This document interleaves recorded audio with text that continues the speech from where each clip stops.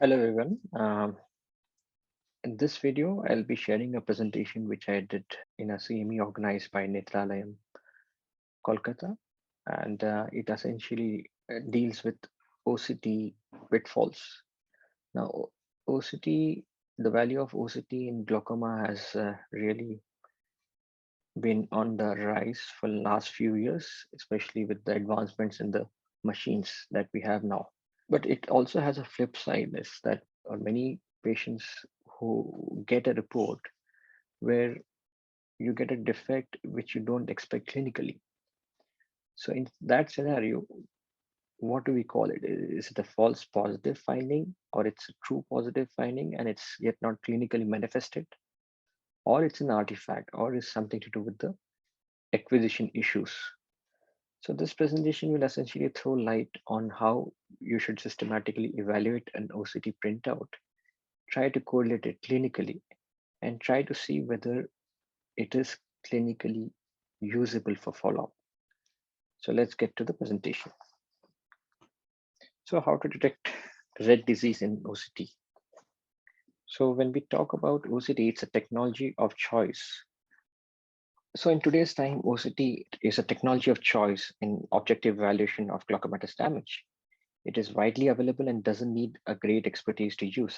This has resulted in an indiscriminate use and increasing reliance on OCT findings for treatment.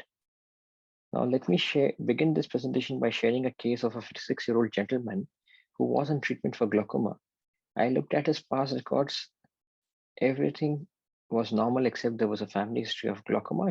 His father had glaucoma, and all the parameters were normal except the OCT. Now, when and the OCT was the main reason why he was put on the medication. Now, let's look at the OCT. OCT of the right eye looks absolutely fine, and when we see the left eye, you can see that there is a significant thinning in the left eye. We can see a significant thinning in the left eye in all the quadrants, which is markedly different from the right eye. Now, so based on this report, he was put on medication in the left eye. So this was a classical example of red disease where the patient, despite being healthy, is flagged as abnormal on the basis of his OCT report. So what was wrong with this OCT and what happened when we repeated this test, we will see towards the end of the talk. And believe me, this is not an isolated case, as we keep seeing such cases as routine.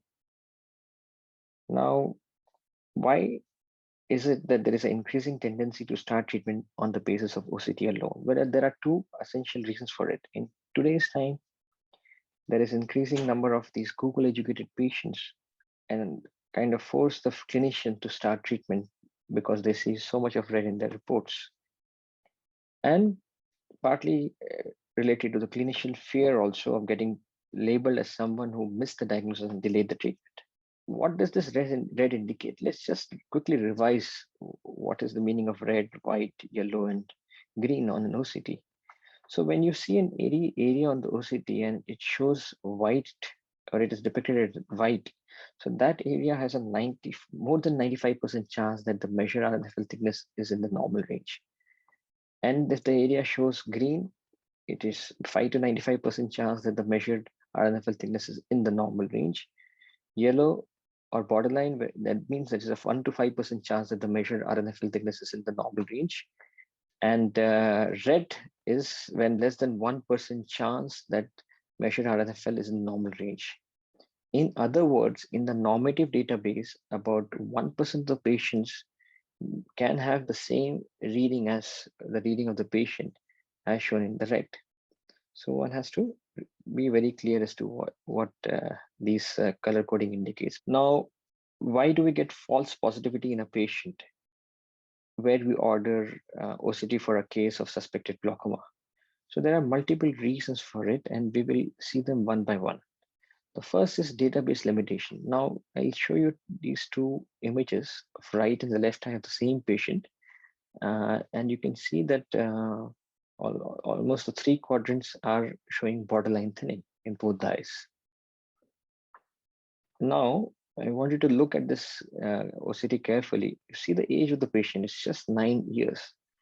Now, across the OCT machines, the database has an age range of 19 or 18 to 84. So that means you don't have normative database for patients whose age is less than 18 to be able to compare. So doing an OCT in such individuals is of no use. Similarly, if you have a refractive error of more than -12 or +8, there is a database limitation, and OCT in such case will bound to show false positive reports. Now look at this example. What you see is a disc in both the eyes. The right eye showing a cup disc ratio of almost 0.85 with a distinct superior rim thinning we can easily make out here. But in the left eye, it looks pretty okay, about 0.7 cup disc ratio, and the neuroretinum looks absolutely regular. When we did the visual field for this patient, it showed corresponding findings. So in the right eye, you got an inferior arcuate, the left eye was normal. But now look at the OCT. We did the OCT in two machines. The upper one is Topcon, and the lower one is Heidelberg. And in both the machines, you can see there is significant thinning in almost all the quadrants except the nasal quadrant. So here also you can see the nasal quadrant is green, but all the other areas you can see significant thinning. Now, why this is so? So here, if you go look carefully at the OCT disk parameters, you can see the disk area is around 3.66 and around 3.26 in the right and the left eye respectively. Now, in general, disk areas more than 2.5 millimeter square are large disks. And OCD in OCD machines, this group has no representation. As a result, we end up getting false positive outcome. So one of the database limitation is the disk area that you are assessing. So in large disk, you may not get a desired result in OCT. Now look at transcript errors. What is it? So how can a transcript error affect an outcome? Now here you see two OCTs of the same patient. The OCT here shows superior quadrant thinning, whereas the left eye shows more or less normal OCT. Now, how is that possible? So that happened because a wrong date of birth was entered for this OCT. So what that meant was the patient's was wrongfully made a younger patient. So his OCT got compared to a younger age group normative database. So as we all know, in the younger age, RNFL is thicker. So in this patient, his RNFL will be compared to a thicker database, so it will appear as thin. So one should be very careful about the correct data entry. So when you look at an OCT photograph or OCT printout, it's a good idea to develop a habit of systematic evaluation of OCT printout in a step-by-step manner. You need to look at the data entry, signal strength, centration of the scan, tomogram, to look for segmentation and other points. Now, let's look at another aspect. It's called as signal strength. So look at these two OCTs, same patient, done on the same day, and you can see this OCT shows significant thinning in the superior quadrant, whereas this OCT looks perfectly fine. So is this a disease OCT? The question mark is this. So why this has come? So if you look carefully, the signal strength here is 5/10, and just a minimal increase in the signal strength has changed the whole picture. So that means signal strength has a very important role in giving true values of the RNFL. With a decreasing signal strength, you might get a thinner RNFL. So each machine has its own signal strength recommendation, and one should be aware about it. Coming to artifacts. Now, artifacts are very common. In fact, various studies have given an incidence of 25 to 46%. Now, let's see some examples. Now, this is a OCT. It's an OCT of my eye. And you can see that the OCT looks perfectly fine. You can see this green circle which is perfectly centered around the optic disc, and all the parameters are looking okay. Now look at the same OCT, and we'll see what happens when there is a decentration of the disc inferiorly here, and here there is decentration superiorly. So what happens is, in the inferior decentration, you will get a superior borderline thinning, and in the superior decentration, you will get an inferior thinning. So one has to also carefully look at the scan circle, whether it has been perfectly centered or not. So decentration is one of the commonest reasons for artifact.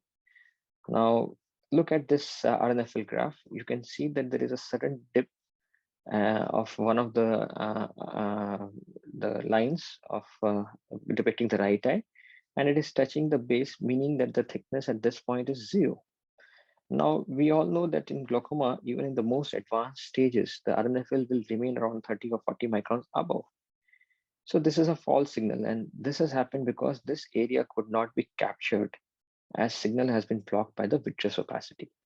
So this is a black shadow which is casted by the vitreous opacity. As a result, this area could not be analyzed, and it has shown as 0 and thinned area. So this is called as a missing part artifact. Another example of a missing part artifact where a large area is shown as black. So probably this whole area could not be imaged, and as a result, you can see a diffuse thinning. Whenever such kind of graphs come, you should discard them the moment you see them. See this another graph, you can see a broad band of darkness here. This is a typical of what we call as a blink artifact. Now look at this OCT image. You can see that the scan circle is actually in both the eyes is actually falling on some points on the peripapillary atrophy. As a result of which, at those points, the RNFL shows almost hits 0, and you get a false value of thinning at that point. So this is called as a PPA related artifact.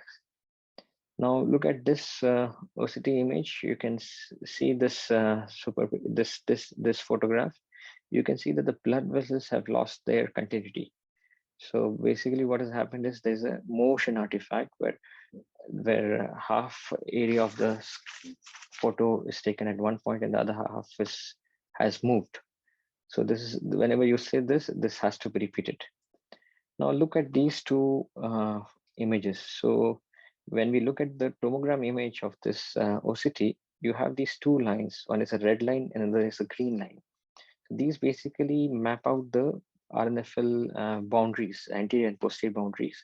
So instead of mapping out the anterior boundary, the red line has gone into the vitreous cavity, and the green line, which should have been mapping the posterior boundary, is now touching the anterior boundary of the RNFL. So this is called as a segmentation artifact. This can be corrected in spectralis after the image acquisition has happened. So when we rectified the image, you can see that now this is the correct segmentation, and now whatever value we get is the true value. So this is called a segmentation error, and this has to be actively looked into so that you don't get false positives. Now this study in 2015 done on a spectralis, which is a very advanced OCT machine, revealed that almost in about 2000 eyes, revealed that almost 46% of the scans had artifact. And in that scenario, 27% had decentration errors. And the segmentation error also contributed to close to 10%.